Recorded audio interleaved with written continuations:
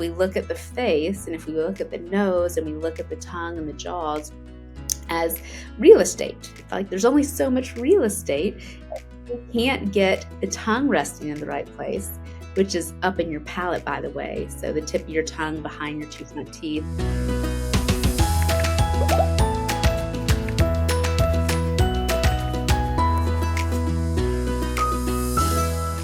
Hi, Perrin. Hello. Hi, Spencer. Welcome. Thank you so much for being here. Thank you for having me. Yeah, it's really I think I say every episode I'm so excited to be talking about this, but I'm so passionate to be talking about all these things and to all these incredible women about these things that affect women. And so I'm really excited to be talking to you today. We have a packed episode and we're talking about breathing, which, I guess is kind of simple, but it's not. It really encompasses so many things, and I'm looking forward to getting into that. I would love to introduce you, Perrin, and talk a bit about what you do, which I find so fascinating. Yeah. So Perrin White is a speech language pathologist and orofacial myologist. Uh-huh. Yeah? Okay. Yeah. Who is passionate about helping people breathe well and be well. Perrin's journey began with her own struggles with allergies, poor sleep, and ADHD. After years of relying on Band-Aids to cope, Perrin was finally able to address the root cause of her issues, her airway. Through surgery and orofacial myology, she learned the importance of proper oral rest, swallowing, and breathing patterns. Her personal experiences, combined with her professional training in speech language pathology, orofacial myology, and yoga, led her to create Breathe Well, Be Well, a practice focused on holistic airway health. Ooh, good job. Also, I secretly love watching people struggle with trying to pronounce orofacial myology. Yeah. Because it took me so long. I was like, why are these names so long? But now I can roll it off at perfection. Great. Thank you. Got it. Thank you for the introduction. Thank you, Spencer. Absolutely. And now also on your Instagram, you have an amazing Instagram account. We'll talk about that later, but it does say that you are a myofunctional therapist. Yeah. So there are a lot of words. So in a nutshell, like let's talk about, like first, middle, last names. Let's talk about what's the full name of what we're talking about. And it's orofacial myofunctional therapy. And sometimes it's abbreviated OMT, but that is a mouthful. And if you have any dysfunction in the mouth, which is what we're treating, that might be really hard to pronounce.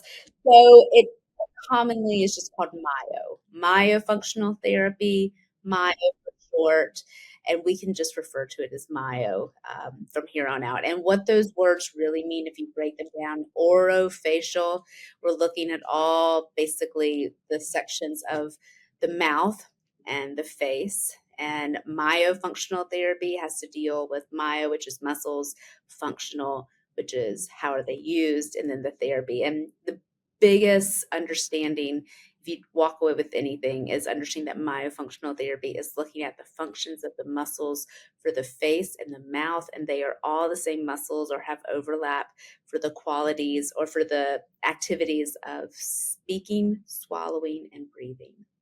And those are important things.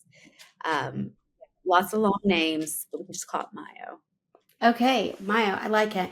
It is, and I'll say, before I found you, I've been following you for a while on Instagram, and I love what you share about breath work and breathing, and for me it resonates a lot. One, because of my history with chronic sinusitis, but also just in general, I think it's so important in life.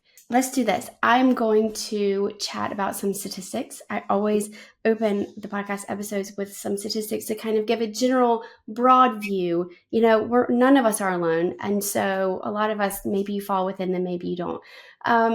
One thing that's interesting about breathing, we think about breathing, but there's also this issue of over-breathing, of hyperventilation, which I didn't realize is so common.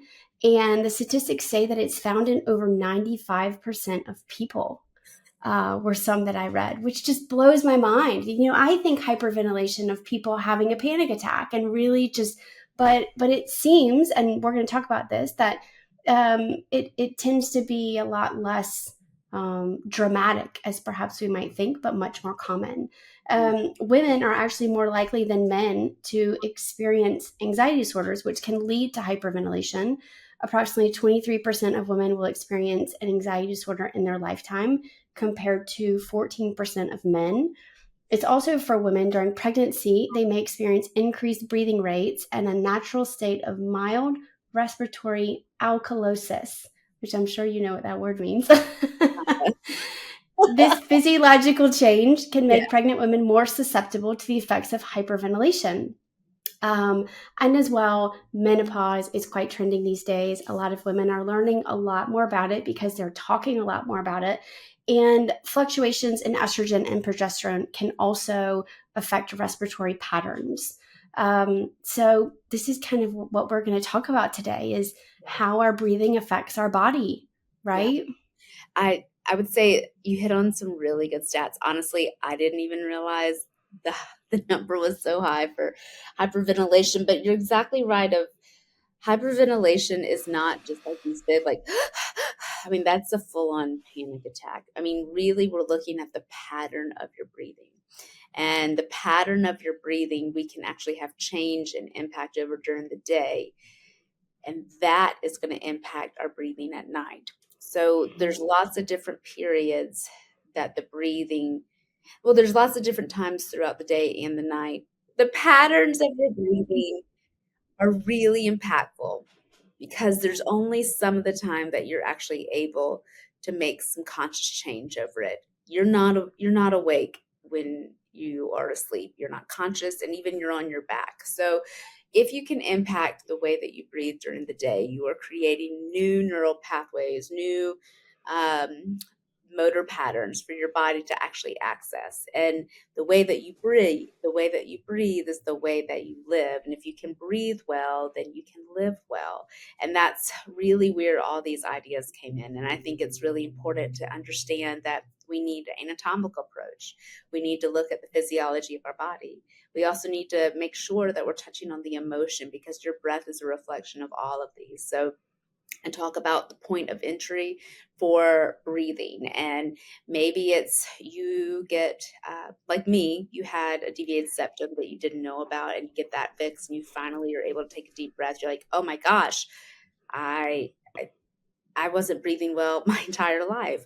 And then you go down the Right. rabbit hole that way. Or maybe you're in a yoga class and they start talking about like being able to actually breathe and open up the throat to be able to use your voice in a new way and Mm-hmm. get into that like that emotional side. And then like the physiology. So when we talk about hyperventilation, really, or hyperventilation or breath training or like high altitude training, as far as that goes, we're really talking about how is that gas exchange happening within our body. And that then taps into the nervous system. So your body and your breath are keeping you safe all the time. So if your body or your nervous system is in danger or thinks it's in danger, then your breathing is going to reflect that. And the part that gets interesting is sometimes we're no longer in danger, but we've been breathing that way for so long that our body doesn't know a different route.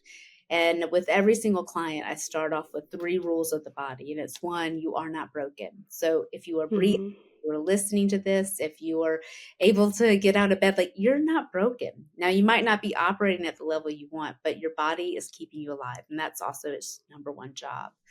So, Mm-hmm. rule number 2 is your body is talking to you all the time.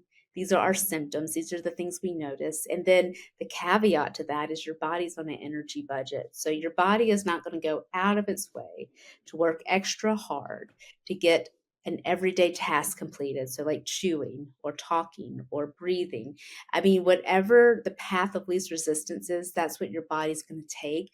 Doesn't mean it's the most functional one, but it means that it gets the job done using the least amount of energy in that space and time. And then what you notice, what comes up, which comes across as symptoms or ailments, or just if you're really in tune, it's just like noticing different shifts in your body and ways different encounters or experiences or people make you feel, but that's your body communicating to you. And then 3, We are learning the language of your body and the language of your breath. And what that means is if you think about maybe body sensations or what you're feeling or symptoms as almost like a foreign language, how do we learn that language? Because there are Yeah. patterns.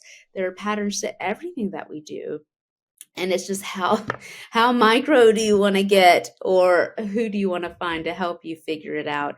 And then also take some empowerment, or add some agency and become empowered by understanding that your body is working for you. It has only so much amount of energy to get the jobs done. And then how do we interpret what our body is telling us? And I do that mostly through the breathing. And when we talk about breath work and when we talk about meditation, there's two really easy distinctions. Breath work is intentional breathing. Meditation is intentional thinking. So you can be in a meditation just by thinking about your breathing. But I think what a lot of yoga studios or even like lots of fitness type programs seem to overlook, and not because they're not doing their due diligence, but it just is a specialty within a specialty within a specialty, is let's look at the Hmm. anatomy that is required for breathing, and not like the lungs and the ribs and the diaphragm. Like those, I think, are really well established. And that's not exactly what I focus on all the time. I definitely intertwine it because it's part of it, but I'm mostly focused on everything from the neck up. So I want to look at the larynx, the oral pharyngeal space, the nose. What about your tongue and the way that your tongue seals, where your tongue's resting, and how that is influenced or will influence, if you're younger, the shape of your face. And if we look at the face and if we look at the nose and we look at the tongue and the jaws as real estate, it's like there's only so much real estate. Hmm. You can't get the tongue resting in the right place, which is up in your palate, by the way. So the tip of your tongue behind your two front teeth, and then lifting the entire blade to seal up, and then lips closed, jaw unclenched, about a millimeter or two between the upper and lower teeth, breathing fully through the nose. If that is not accessible or readily duplicated, so it's like hard to do, like maybe you can do it for a little bit, but you can't maintain it, I guarantee you your sleep is trash. And I guarantee you you're not getting the rest you need. And I guarantee you that over time it's going to catch up with you, whether it's fatigue or brain fog or some of these symptoms that Hmm.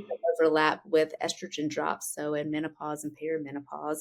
But Right. our body just gives out a wiggle room. So it's not like you woke up at 40 and all of a sudden your body fell apart.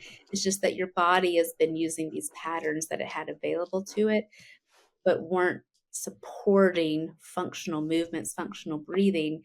And so now you're out of wiggle room and your body is like, I've been trying to tell you all this time, Yeah. but you weren't listening. So now you get to tell your body, I'm listening. And what someone like myself will do, and I'm a little bit different than most myofunctional therapists because I really get into the breathing and utilize meditation and mindfulness, because there's a huge component to your airway, to basically the whole, it's called your throat chakra and the chakra systems, but just think of it Hmm. as an energy hotspot. This is also like the mecca of where your vagus nerve is. So there's a lot of stuff going on there on a lot of different levels, and you need to make sure that you at least give some support and space for that if people need it, want it, and help them in all realms. So anatomy, physiology, emotion, and then we're working on our breathing, our speaking, and our swallowing. Yeah.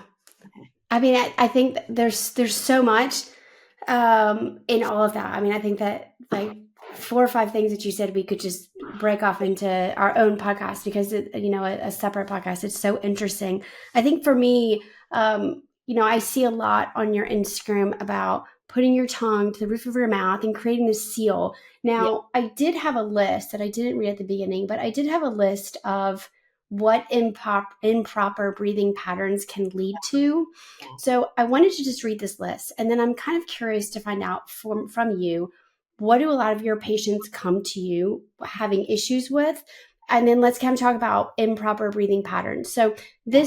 what I found in my research was that improper breathing patterns can lead to dizziness, lightheadedness, muscle tension, cramping, chest pain, increased heart rate, panic attacks, tingling sensations, fatigue, brain fog, sleep Mhm. disturbances, weakened immune system, digestive issues, jaw tension, back and postural pain, hormonal imbalance, hypertension, cold hands and feet, vision changes, hyperventilation syndrome, and emotional dysregulation.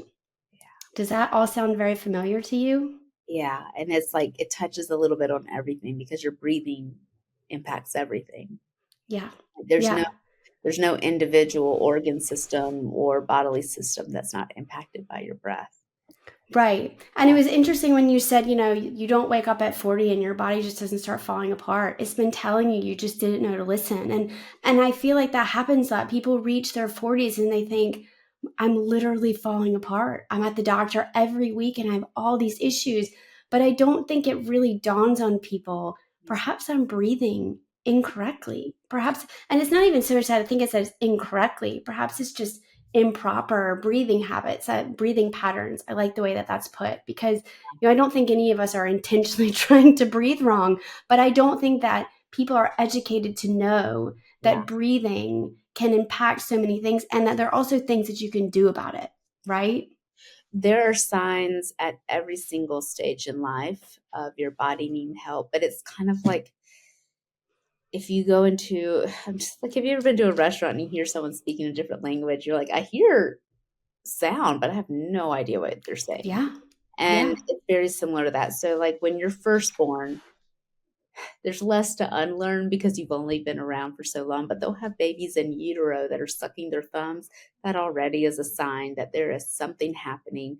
Well, one, that's a soothing Wow. mechanism, and mostly it's Right. because their tongue is not up to their palate. So when we talk about correct oral rest posture, I'll bring out my little demo. This Love is a it. slice. So if you are listening for that audio medium, this is basically looking at the inside of the head. If we just cut a line down the middle and peeled it open, essentially you want your tongue, which is actually 8 muscles. It's not one, it's not two, it's 8. And it goes all the way down to the base of your chin. So if you take your finger and you outline your jaw and then you place your thumb in that kind of meaty space in your chin with your lips closed and push up, you should feel your Mm-hmm. tongue start to elevate to your palate. Now, Mm-hmm. if that's tight, I bet your tongue is not elevated up to your palate, but we want front, middle, back, the entire Mm-hmm. tongue sealing up to the entire palate. So just like a foot would fill up the sole of a shoe, I want your tongue to fill up the entire space of the palate. And that does a couple of things. One, it creates intraoral pressure necessary for us to be able to breathe adequately in and out of our nose. So you have negative pressure pulling the air in through your nose, positive pressure pushing the air out of your nose. And I don't want any air escaping in like these pockets in your mouth. And I also want you to stabilize your jaw as you also probably are stabilizing your core for intra-abdominal Mm-hmm. pressure when you're doing exercise or standing or lifting or picking up a child or, I don't know, carrying groceries. Like you've got to be able to stabilize all these different components in your body. So what the way we do it in our mouth is suctioning your tongue up to your palate, teeth slightly apart, lips sealed, breathing in and out of the nose. Now, as a child, that is going to influence the way your palate, which is essentially your maxilla, the major bone in your face that shapes like the base of your eyes and also the mid face Mm-hmm. of your face. The tongue is a major component in shaping the way your face forms, and Wow. the mouth, the palate is the floor of the nose, and they're all connected. And if you have a small, narrow palate, because maybe you're not chewing dense foods, because you're mouth breathing at night, maybe you have a pacifier, or you're sucking your thumb, which is then further arching your palate, then you're going to have a narrow nasal space. And you're like Play-Doh as a kid, especially a young kid. Yeah. Now, as adults, we're like that old Play-Doh that's been left out. Doesn't mean change isn't possible. It's just taking a lot more interventions to get there. But there are signs and symptoms at every single age, and that's where someone that is trained in orofacial myology or has a lot of understanding of the power of breathing, getting your nasal airway on board, making sure your tongue is resting in the right place. Your dentist, like airway focused dentists and orthodontists, are important. I love the ENT. I think everyone should go to the ENT. And then that's why if your speech is off, it's not a far cry to be curious if, you know, there's something going on with the structures of your mouth that are impeding your ability to articulate these sounds correctly. And then the same muscles that are used for speaking are the exact same muscles that are used for swallowing. And if you have trouble swallowing, i.e., like you have a tongue thrust where your tongue can't go up and back for a proper swallow, instead it goes forward and down, then you're probably swallowing air, which then leads to digestion issues or burping or GERD or reflux. And it just goes it's like that through line that goes through everything. Your breathing is just reflecting what your body is able to do right now, or what is Right. readily accessible for your body to do right now. And my clients, if they're younger, usually there's tongue tie, there are speech issues, or they're mouth breathing or drooling, or lots of like sleep related daytime stuff. And basically moms that are like, I have this, my kid's not going to have this. They're on it. And for them, we're getting the tongue in the right place, strengthening the jaws, helping them learn how to breathe through their nose. Also, also, my dog is asleep right now and she's snoring. I know. I know. I can hear it. And I thought, it's no big deal. It's I was fine. It gonna happens. say, I just wanna reference this though, that Perrin's name is Perrin White, yeah, and her dog's name is Vanna Vanna White, which is White. just Yeah. adorable. Well, I look at her and I'm like, this is my child. I'm like, my child has sleep apnea, and I recently learned some uh, basically craniosacral techniques. I've been trying to like Yeah. do it on her face, which helps stuff. But No, don't essentially, worry. yeah, there, It's totally fine. yeah, While we're talking about this, before I forget, because talking about brain fog, things just fly out of my head these days. I want to ask you about tongue ties, because yeah, the time that I've heard about tongue ties is when I have had friends who have had new babies and they're not breastfeeding well. And they say, oh, they have a tongue tie and they're not latching. That's really the extent of what I've heard about tongue ties. Now, look, I don't have children. And I mean, I don't have any experience myself being told I've had a tongue tie.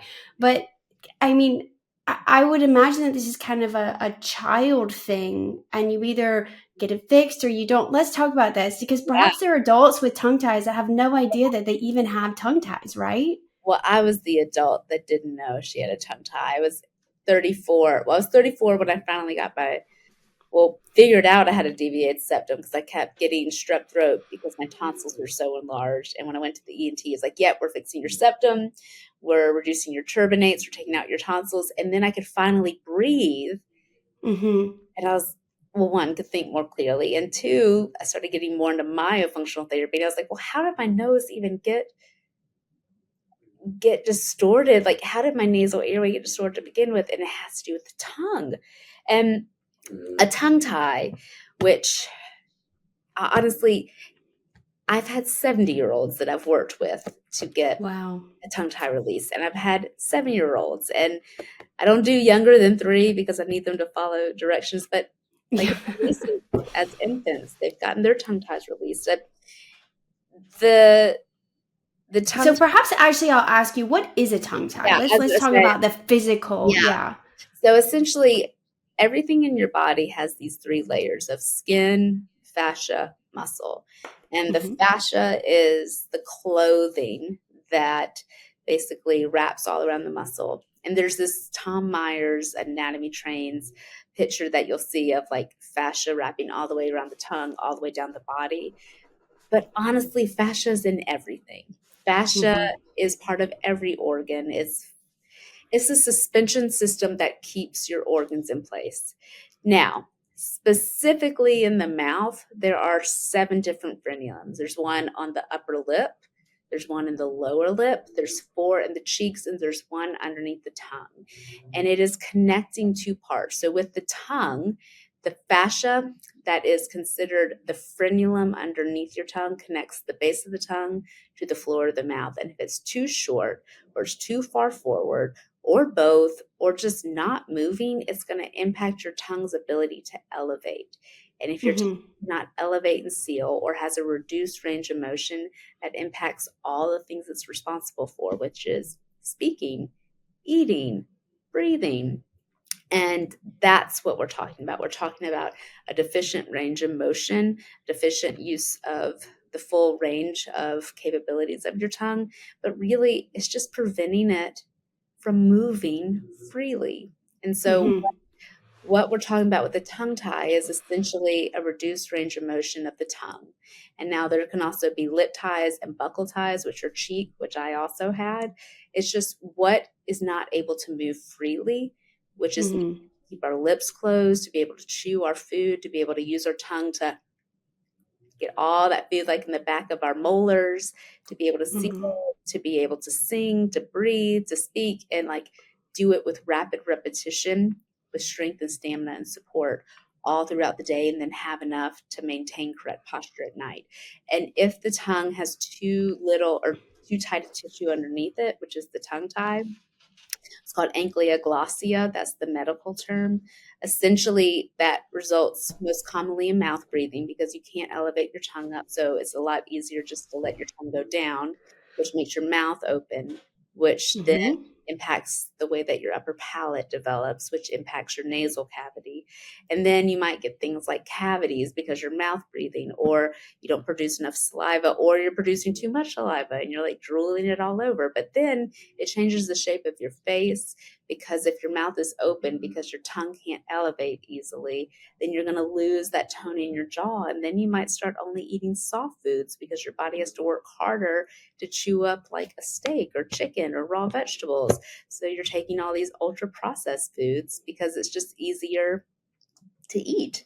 And you got to eat to live, and your body's not going to let you die. So you naturally gravitate towards those. And then Wow, maybe, it's such a yeah, domino effect. I mean, yeah, it's so, and I don't think that for me, it blows my mind that the beginning of the first domino that falls is the tongue, right? I don't think that anybody really like thinks the first thing is, oh, maybe something's wrong with my tongue, and that's why I don't want to eat this food, and that's why you know what I mean?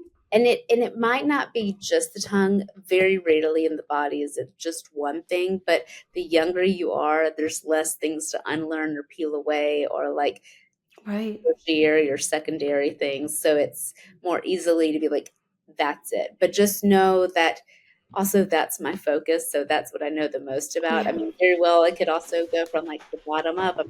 There's a lot of similarities to like the feet and also to the tongue and the way they spread or if they get crooked. So, for example, like if you wear really small shoes, yeah, your feet are going to be deformed. Well, the same things Yeah. with your tongue and your palate. Like if your tongue is not fully able to fit up into your palate because your palate's small, you're going to get these ridges on your tongue and they're called scalloping. And that lets us know that there's not enough space or your tongue's pushing against your teeth. And there's lots of different signs that you can look for. It's just think about the point of entry. And a really good one to start that hits a lot of different areas is the mouth, your tongue, and your breathing.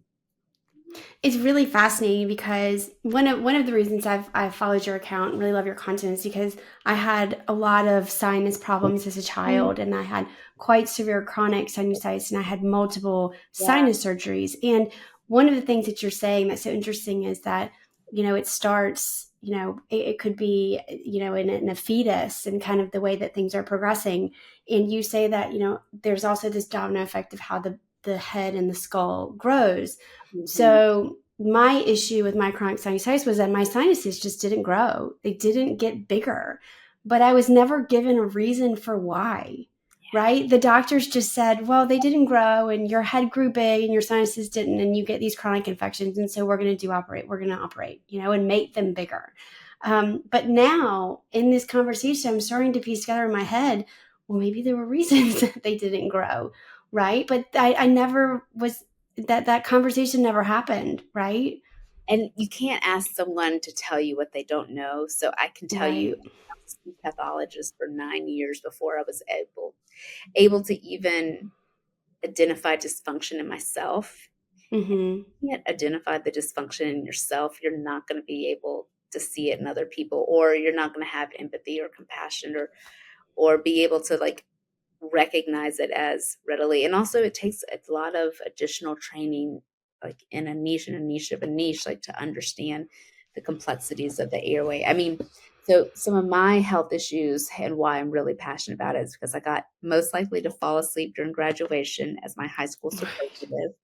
Well, it's because my mouth was always a little bit open and my tongue was never fully up.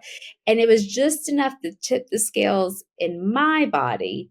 So think about it as like a spectrum, and we all have different sensitivity levels, but it's not sleeping well. I'd spent plenty of hours in bed, but never quality because I didn't have sufficient airway space because my tongue Right. was not elevated to my palate, which then impacts my nose. And then we get like a cat, and my sinuses go crazy. And then if you're Mhm. getting ear infections because there's no drainage, because the base of your tongue is not elevated to your palate, which, by the way, your eustachian tubes basically come right into contact with like the back of your throat, which is the base of your tongue, which is your soft palate, which all is developed by the tongue. That's the main marker and driver of that. So for example, when I finally was getting some sleep studies done in college, after I'd already been given Adderall for ADHD, which I think is still there, but was just exasperated Of because course. sleeping well and no one knew. So, oh, great, let's just sprinkle a little Adderall on there. I got diagnosed with idiopathic hypersomnia, which means idiopathic means they don't know why, they don't know the Hmm. pathology, and hypersomnia is extreme fatigue. I'm like, of course I'm exhausted. Of course I'm exhausted. I'm not sleeping. Yeah. And sleep deprivation is a tactic of war, and we're doing this Yeah. to ourselves without knowing it. But I am the daughter of a dentist, so that's how I even know what myofunctional therapy is. But if it took me 34 years as the daughter of a dentist and a speech Wow. pathologist, it just gives me a lot of compassion to understand there's a long way to go and a lot of education that needs to be happening. And I think the best way to do it is you keep sharing what's helpful, what's helped you, what's helping other people. And that's why I feel so passionate about what I do because it has personally impacted me. I mean, I took Adderall for 10 years, had to go to rehab to get off of it because I was so dependent on it. And it took me a long time to peel back those layers. And I feel like I'm so fortunate enough to actually be where I am to understand both sides of it. And if you Right. don't have the right provider, then break up with them. If they're Yeah. not listening to your concerns, find another one. And I know it's a lot easier for me to say that than to necessarily do that. There's insurance and then there's like accessibility and who is actually available, but ask as many questions as you need until you feel like you get the answers that actually help you. And be patient and breathe. Yeah. And also the biggest bang for your buck is like find the things that actually impact your entire well-being. That is your breathing, that is your sleep, that is your hormones, that's your fascia, that is your diet and lifestyle. Right. Those are really key. Yeah. I think it's really good advice, and I think that just sharing the information just for people to learn about it. Yeah. There's so much information now that's available online. I mean, we have more access to information than any other humans being like any other generation. So I think that just the fact that you're sharing it is so important to educate people that look, this can create this domino effect because it's like you said, as you get older, you start to develop these patterns that become quite deep grooves in your brain.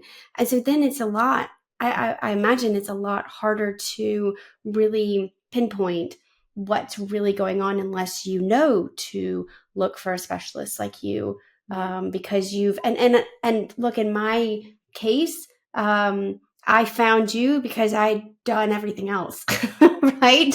And Yeah. I just kept getting so niche and niche and niche of Yeah. going down this road that it was like, okay, now I'm going to go down this path. Yeah.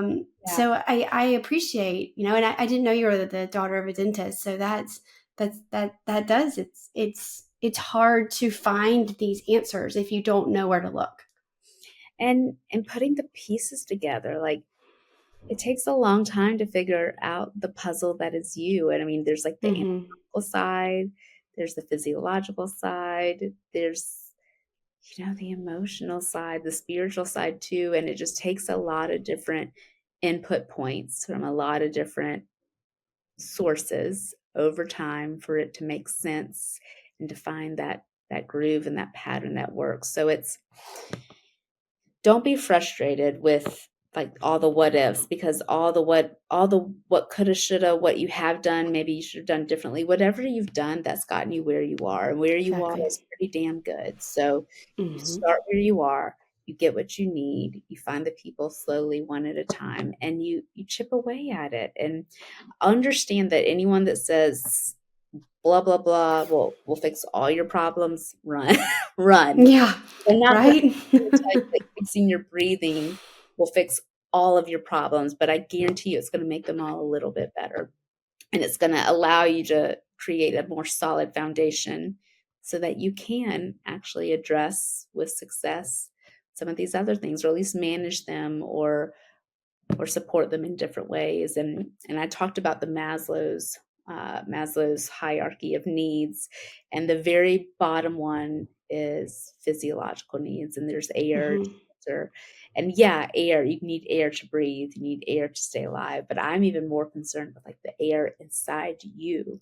So how Hmm. is the air that you're breathing, the rate, the depth, the length, how is that impacting your internal physiological needs of feeling safe and knowing that your body has all the resources available?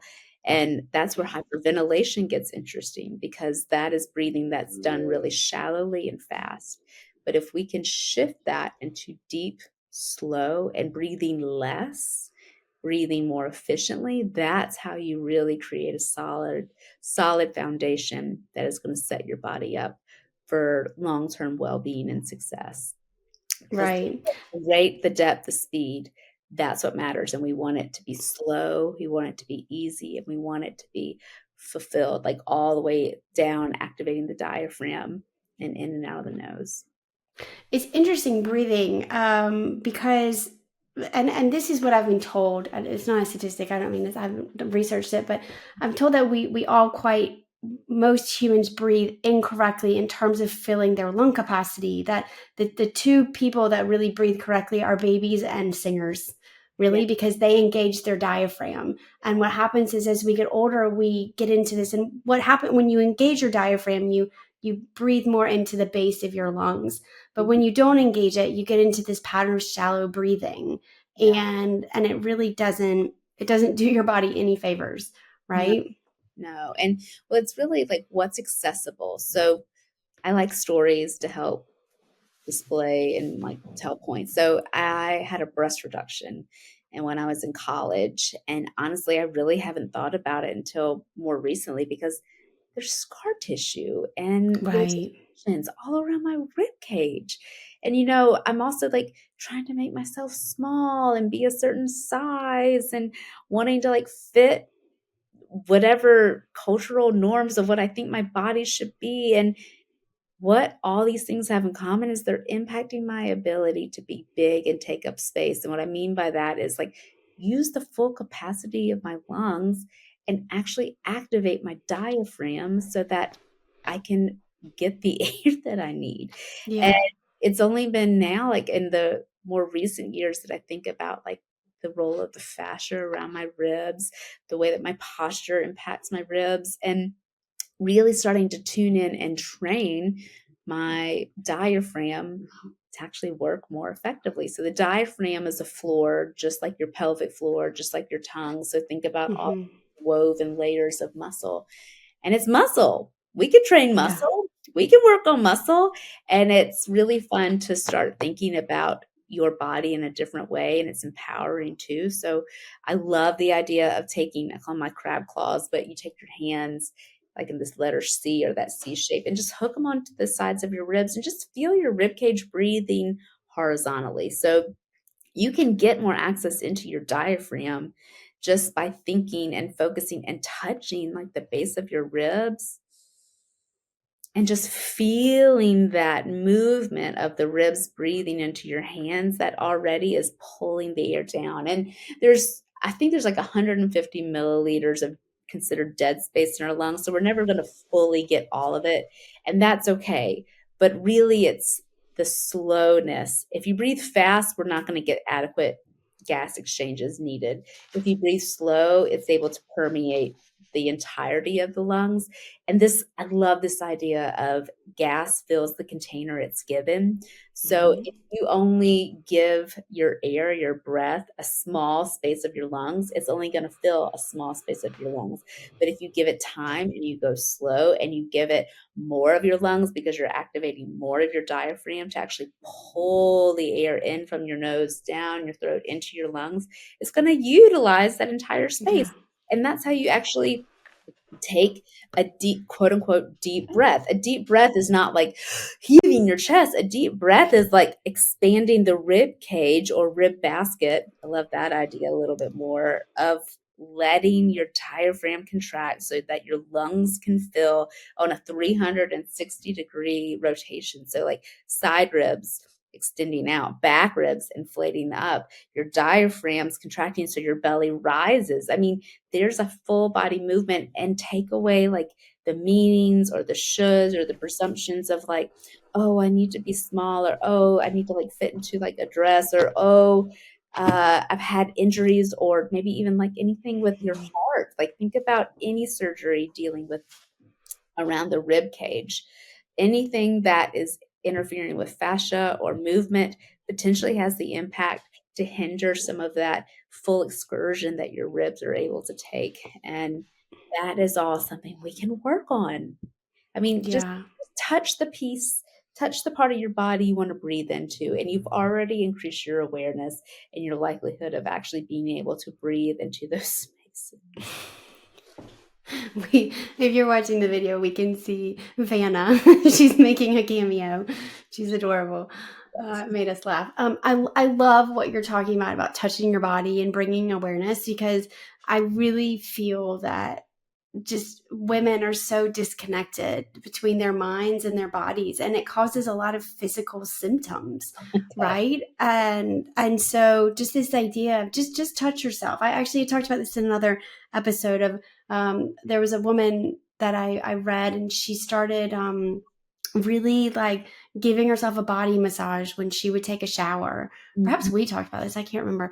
And she would really touch, like when she would soak down in the shower, she really touched herself. She was very aware and present, touching her body. And she said after a month, her whole body image changed. Yeah. Like she completely saw herself as a different person, but it was just from touching herself, Yeah. and really getting to feel her body. And I loved that idea. Yeah. Well, I mean, just think about how good a hug feels from someone Yeah. that you love, and how many parts of us are we just ignoring and abandoning Hmm. and almost like forgetting are there. And I do a lot of tongue holds and tongue pulls and intraoral massage. And I just started doing like all this cool fascia stuff in the face. And if you think about all these muscles in our body, and we go to the gym to try to like, build muscle mass or shape our body, we can do that with every single inch, millimeter inside our mouth, our toes, our core, our diaphragm, our ribs, and just acknowledge that it's there and check in like, hey heart, how are you doing? Hey feet, Yeah. can you move okay? Just checking in. And then depending on which kind of mindset you're coming from, if you're looking at traditional Chinese medicine, each organ has a different emotion linked to it. And the one that I remember the most is grief is stored in the lungs. So if you have Wow. sadness, let's say like you lose a partner or a parent or a grandparent or a beloved pet, or I don't know, like maybe someone moves away, or it could be even like, oh, my favorite podcast went on break and I don't don't Yeah. do it. Like grief. Grief Yeah. is stored in the lungs. And so Hmm. what's also next to the lungs is like your heart. So they're all going to kind of impact each other. What if you just placed a hand on your heart? It's like, just checking in. Doing okay? Yeah, I know that's hard. All right, let's just breathe with it. Yeah. That can have an impact. And then like my world of like what I think is fun, I've been like playing with just the different fascial flows in my face. And I think it's starting to like change my smile, which Hmm. is cool because Yeah. we all have asymmetries. And I see asymmetry in my face also because I like study this with a fine tooth comb. It's like, what are the muscles that are involved for shaping our smile, for shaping our posture, for um, shaping, I don't know, like the hump in your back. Like if you add focus and awareness, attention, and not judgment, but actually support it by like touch, body work, breathing with it, thinking about it, changing the way you move, changing the way you hold yourself, you will see changes. And then this is where I love the mindfulness component is you have to talk kindly to yourself because Mhm. she's listening. She's Yeah. listening to everything. And if you are not on your own side, how can anyone else be? How can Mhm. somebody be working for you if you're constantly tearing her down or him down or they down? And it matters. So at least just say, I hear you, I see you, and get to know the different parts. And I'd say like some big ones specifically for women, like pelvic floor, your Mhm. diaphragm, your abdomen, like the heart in this area, and then even your throat. Like, are you able to use and speak your truth, your voice? This if you do not feel empowered to be able to say what's on your mind, to actually feel safe and voicing your opinion, I guarantee you probably have like some kind of throat tension. You probably get like a cough, or you get some kind of like tension in your SCMs. I guarantee you there's something going on there. Maybe food gets stuck in your throat, or you feel like you can't swallow, and or you're probably having some sleep apnea that you're not really aware of, or GERD or reflux. Like just pay attention to the parts of your body that are needing support, not just from the anatomical side, but also like when does it occur, who does it occur around, what is, try to find the pattern of all Right. the sizes. But yeah, talk kindly to your body, think kindly about your body. It's a whole lot easier to say it. I'm still working through it. It's taken me 4 decades to like kind of feel okay about it. So keep practicing. Yeah, well, I mean, there's so many things that you've said are just they resonate so deeply, and I mean, I think that the mindset is so important because you know how we treat ourselves is inevitably going to affect everything in our life. It's going to affect the relationships we have, the stability we have in our life, the type of work that we do. Like we really set the standard. I just don't think a lot of people really understand that um, that they have so much power over the type of life that they can have, and it really starts internally with how we speak to ourselves and the relationship we have with ourselves. Well, and I keep thinking about how your breath is your power. Don't let other people steal your breath. Don't let other people steal your power. So we have no control over anything outside of us. But Hmm. inside of you, that is your domain. And I'll be Right. damned if I let something that is frustrating, that is like upsetting, impact my health. Hmm.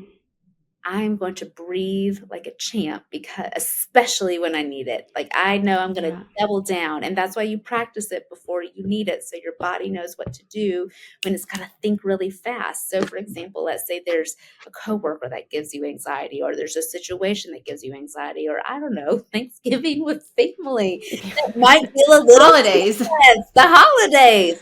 Right. Practice before you need it so your body knows what to do. You've got to have a plan. If you want to eat well, you got to like plan out your meals. If you want to exercise, you got Hmm. to plan out, when am I going to fit it in? If you want to actually breathe through a hard situation, you have to plan it and practice it before you need it, and let your body know this is what we're going to do.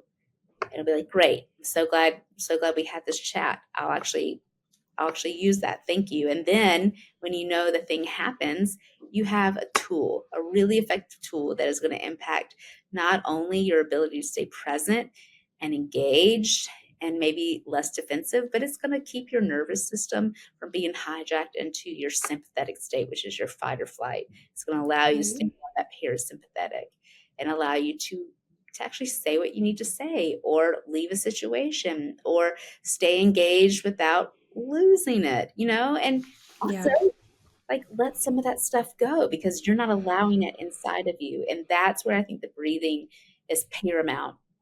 And then mostly what I think is really powerful too is like those 3 rules of the body that I said again is, one, you're not broken.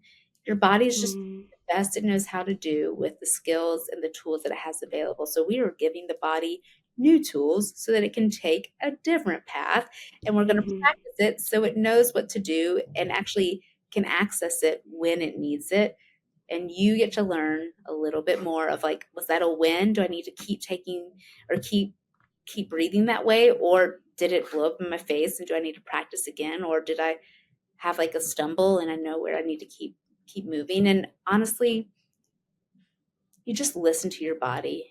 You find that place where you can find a little bit of stillness or safety, or just like this feels stable, and breathe. I do, I have found that because I think listening to your body is its own skill set, Oh my right? And God. it's Yeah. something that you have to really foster. And in my experience of learning how to listen to my body, I have felt that touch and connecting to my body has helped me a lot to listen to it. Right. So if I'm having shallow breathing or I'm feeling very anxious, it's like you said, put your hand on your heart, put your hand on your chest, Yeah. touch your body, and it can bring you back into it. Yeah. Because I think that's very challenging sometimes, is to really kind of, it's like you said earlier, it's a foreign language. You have to learn the language, and it takes time. It is. And I think the easiest, most accessible way is just focusing on your breathing, like just the Hmm. speed and the depth. If it's getting shallow and if it's speeding up, ooh, you are getting in danger zone, or at least you're Hmm. preparing for a danger zone. Hmm. And if you're not in a danger zone, why are you breathing that way? Then you can just, that's what you can actually change. That's what you have the power to shift in that moment. Yeah. Yeah. And I love that you talk about that you need to practice before you need it. I mean, this has become so trending these days about neuroscience and neuroplasticity. And, you need to re- recreate these grooves in your brain, because your brain's going to do, it's like you said, your body's going to do what's most efficient. Yep. And so if what's most efficient is the fastest way to react is your thinking patterns and your reactive patterns, you have to retrain these, you have to remake these grooves. Yeah. And that's what practice is. And this way, literally, practice makes better. Not perfect. We're not worried about perfect anymore, but practice makes better. Yeah. Yeah. I honestly, I learned more in rehab just about the body and conversations than probably any self-help or like continuing ed course. And the analogy I remember the most was my therapist at the time said, pretend you have a sand hill, like a big pile of sand, and you have a marble, and you drop the marble from the top of the pile and you let it go down. And then you do it again, and it just takes that same path, but it gets a little Mm-hmm. bit deeper. And then you do it again, and it takes that same path, and it gets a little bit deeper, a little bit deeper. And every time you take that same path, that groove that you're talking about, that neural pathway, that motor memory, that muscle memory becomes more ingrained, which is kind of why, like, you get a good routine and you don't want to change it because it's just going your way. Or, for example, like, I can remember driving to school and I'm like, I forgot how I don't remember actually getting here, but I know I just take the same way every single time. Yeah. So I can actually use more resources somewhere else because I already have that path taken care of. Mm-hmm. So what if that path was abusing Adderall and not feeling your feelings and basically self-sabotaging yourself? Well, shit, now I've got a really well-established groove and path that is killing me. So Yeah. I have to up front take more energy, take more thought before I get to the point that I want to take more Adderall, and we just have to map out a different way. Mm-hmm. And it's going to be really hard at first because Yeah. the more established the other pathway is, the harder it is to start a new one. But you get your same marble, take it at the top. You're like, we're going to go over here. And it probably is going to want to go back, but you just let it fall and let it do its thing. And it's going to be a little unwildly, don't know what's going to happen, but you just keep trying and you slowly build a different pathway. And I just think about that marble and that pile of sand. And that doesn't mean, like, that's why I'll still have dreams sometimes. I'm like, shit, I took Adderall and I messed up. It's been almost 10 years since I've taken Adderall, but that Mm-hmm. pathway is still there. Something will remind me of like a scenario or a place in time or like a season that I would take a lot of Adderall and smoke a lot of cigarettes and do all these things that like feel completely foreign but not anymore. And Right. it's just amazing. Like that path will always be there. Yeah. I can fall back into that way probably quicker than I like to admit. Mhm. But what I know now is I've created different options. And I know that Mhm. if I take that path, it leads me to somewhere I don't want to be. So how do you slowly start to shift that? And that's a very I love talking in metaphors, I love stories, and I like the qualitative. Sometimes the quantitative is a little bit hard, but you can relate that to anything. Anything that Yeah. you're doing, you are using a certain set of muscles and memory and energy to get done, and you get to choose over and over again, is the way that I'm breathing helping me or hurting me? Is the way that I'm eating, is it increasing my jaw stability, or is it contributing to my TMJD? Is the way that I like hold myself or talk to myself, is that making my body hurt more, or do I feel better, or do I actually get more aches and pains? And the people that I talk to, like does or that I surround myself with, like, does that lead me to where I want to be? And you don't have to think about all of it all the time, but just know that each of those are marbles in the sand and you can change. And when you need, Yeah. you get support and then you keep practicing. Hmm. I think it's beautiful. And, it makes me think about, you said that you can kind of go back to these grooves more easily than you'd like to think. But Yeah. I think that, the part of self-love, and as you kind of start taking better care of yourself, as you start kind of prioritizing and realizing that you can create new grooves, you don't have to stay in these patterns that might be, self, what did you say? What's Like the word? Self? sabotage or harming. Self-sabotage. Thank you. That Yeah. that might be self-sabotage and these types of things. I mean, nobody really wants to be in those places. I mean, it's just a roller coaster of ups and downs, and it's really not enjoyable. And I think that as you start to kind of build that foundation of self-love, then you start to realize I don't want to go back there. I could go back there, and maybe it would be a really easy choice to go back there. But then there's that part of you that thinks, yeah, but I don't want to. I don't want the next day. I don't want the next week. I don't want to, I don't want to have to deal with the aftermath of it. I don't want to do that to myself. And I think that's where a lot of shift happens, right? Well, You you know. start to understand that I'd rather take the discomfort of going without Hmm. and understanding what I gain by doing that. So the same with breathing, like I'd rather really practice on breathing through my nose and the slight discomfort of maybe practicing or retraining my tongue or going through myofunctional therapy and getting a tongue tie release momentarily to have Hmm.